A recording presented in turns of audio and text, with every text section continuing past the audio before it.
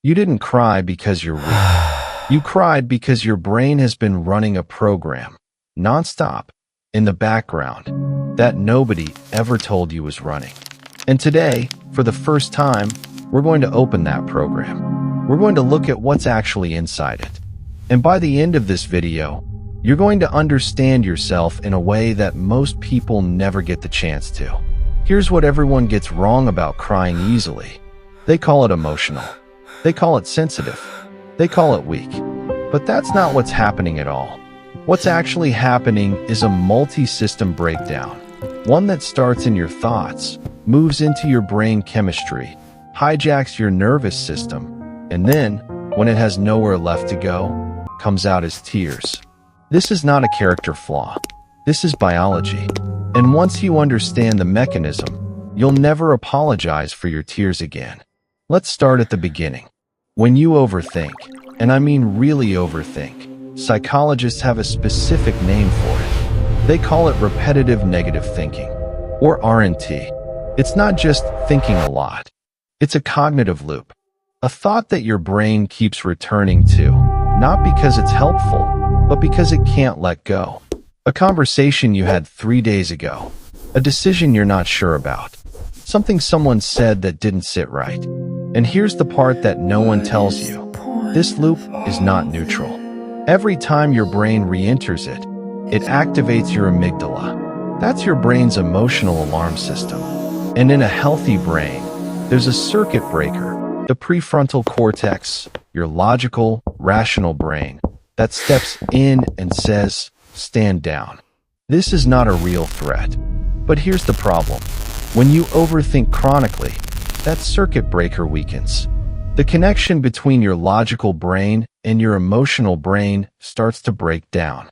Scientists call this impaired amygdala prefrontal connectivity. In simpler terms, your alarm system starts going off and nothing is there to turn it down. Now here's where it gets fascinating. Your brain has another system at play, called the default mode network. Think of it as your brain's idle mode, the thoughts that take over when you're not focused on anything specific.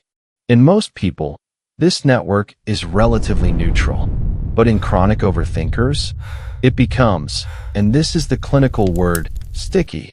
It literally couples with the limbic system, the emotional center, and starts gravitating automatically towards self-criticism, past regrets, and worst-case futures.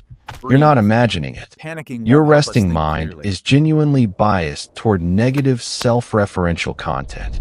And that bias consumes energy, enormous amounts of metabolic energy.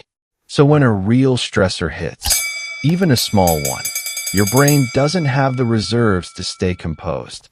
Psychologist Christina Pierre-Paley-Parker describes this as a psychological savings account. Overthinking is a constant withdrawal. Every loop, every replay, every what if takes something out. And when the account is empty, the body can't sustain composure anymore. The overflow? That's your tears. But wait, most people get this part completely wrong. They think the tears are the problem. They're not. The tears are the solution. Here's what your body is actually doing. Emotional tears, the kind produced by distress, are chemically different from any other type of tear. They contain elevated levels of ACTH, a stress hormone, as well as manganese, which in high concentrations in the body is linked to increased anxiety and irritability. And here's the part that stopped me cold. Emotional tears contain up to 30 times more manganese than blood serum. Your body is literally trying to excrete the chemical byproduct of your overthinking. When you cry, you are detoxifying.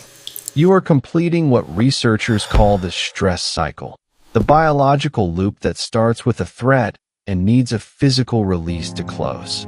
Without that release, the cortisol stays elevated, the amygdala stays on, the exhaustion compounds.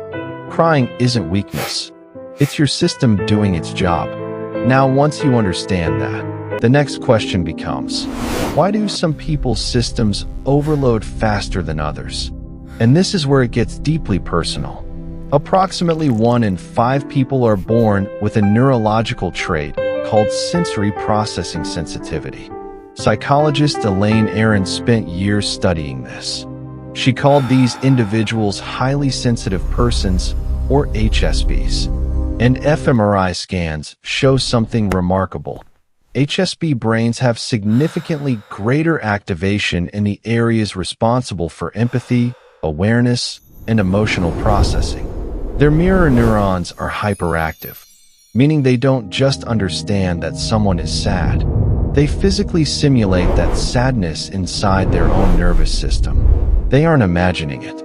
Their brain is literally running someone else's emotional state as if it were their own. Now combine that level of internal processing with a default mode network that's already biased negative, with a cortisol system that never fully resets, with an amygdala that isn't being properly regulated, and suddenly, a song, a look someone gave you, a conversation from 3 days ago, becomes overwhelming.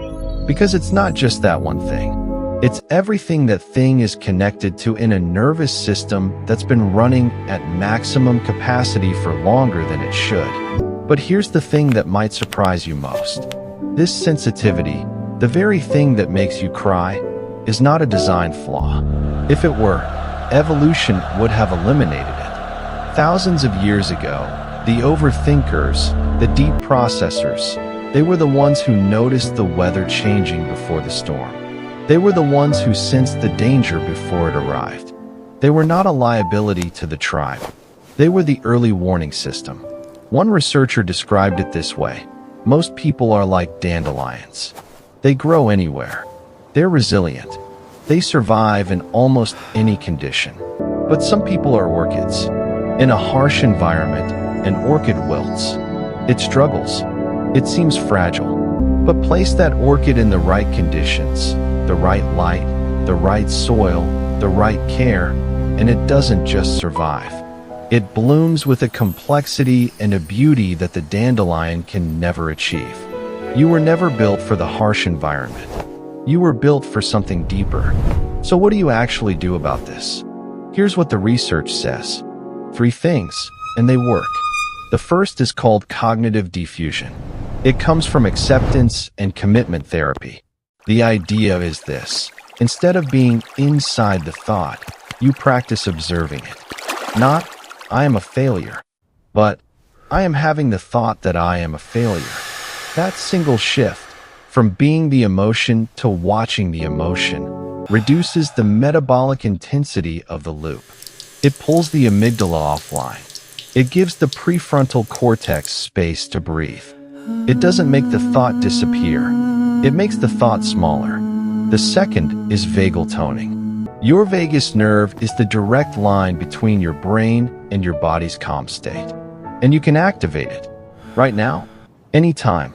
Slow, deep diaphragmatic breathing. Humming. Even cold water on your face. These actions directly stimulate the vagus nerve and activate the parasympathetic system, your body's rest and restore mode.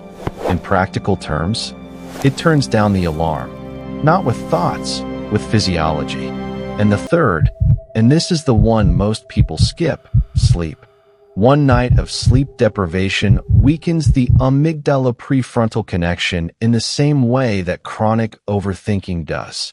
When you're sleep deprived, your brain literally loses the ability to tell the difference between a neutral event and a genuine threat. Which means that comment that wouldn't usually bother you suddenly does. REM sleep is what researchers call overnight therapy. It emotionally normalizes the experiences of the day. Without it, the stress of yesterday carries directly into today. Protect your sleep, not as a lifestyle tip, as a neurological necessity. Here's what I want you to take away from this. Everything you've been apologizing for, the tears, the sensitivity, the way you feel things that others seem to brush off, none of that is a defect. Your brain is not broken. It is overwhelmed. And there is a difference. A broken system cannot be fixed. An overwhelmed system just needs to be understood and regulated and given the right conditions to breathe. You were never too sensitive. You were just running without a manual. And now you have one. If this video made you feel understood, share it with someone who needs to hear it.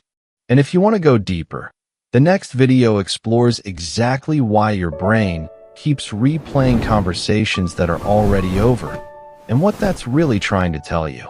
I'll see you there.